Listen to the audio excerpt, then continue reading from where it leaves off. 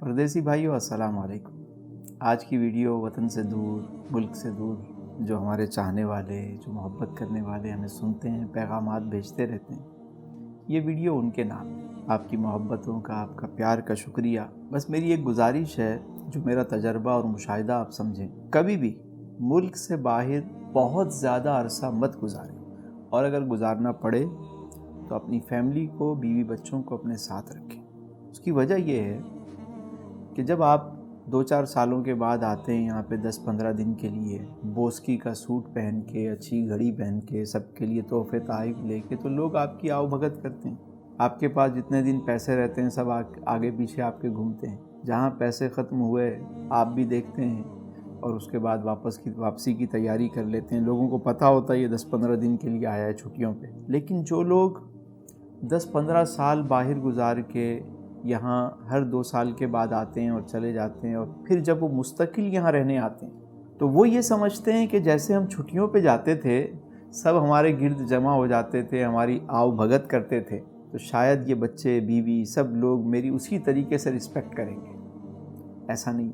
जब बच्चों को आपकी ज़रूरत है और आपने वक्त नहीं दिया, तो जब आपको फैमिली की ज़रूरत पड़ेगी तो वो भी आपको टाइम नहीं देंगे। मेरे पड़ोस में एक शख्स रहता था, बाहर था वो, काफ़ी अरसे रहा, फिर पाकिस्तान आ गया कोई 15-20 साल बाद। एक दिन वो मेरे पास आया और धाड़े मार मार के रोने लगा। मैंने कहा क्या हुआ? कहने लगा यार, मैं हर 2-3 साल के बाद घर आता था तो बच्चे और फैमिली सब खूब मेरी आओ भगत करते, मेरी बात सुनते, मेरे साथ बैठे रहते। लेकिन आज जब मैं वहाँ से मुस्तकिल वाइंड अप करके पाकिस्तान आया हूँ तो 10-15 दिन तो ये सही रहे, उसके बाद अब तो सुबह सुबह बीवी भी निकल जाती है, बच्चे भी निकल जाते हैं, मैं सारा दिन अकेला बैठा रहता हूँ। ये रात के किसी पहर आके सोते हैं, सुबह सब चले जाते हैं। अभी इनसे बात करता हूँ, अभी मैंने बड़े बेटे से बात की तो वो 1 हफ्ते के लिए घर से भाग गया, कोई बात सुनने को तैयार नहीं है।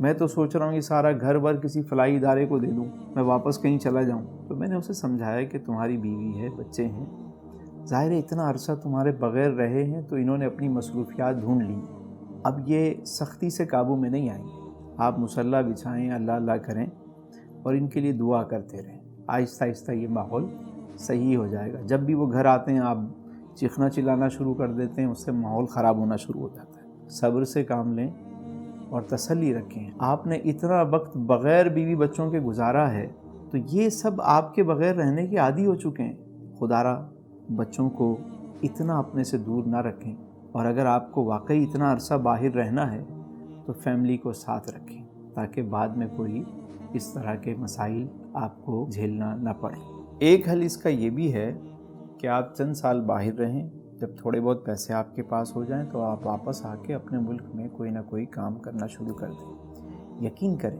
जितनी मेहनत हम बाहर करते हैं उससे आधी मेहनत भी अगर हम अपने मुल्क में करें तो हम कामयाब हो जाएं। तो बहुत अरसा इस गैप को कभी ना आने दें। मेरा रब आपको आसानियाँ अता फरमाए और आसानियाँ तकसीम करने वाला बनाए। बहुत शुक्रिया।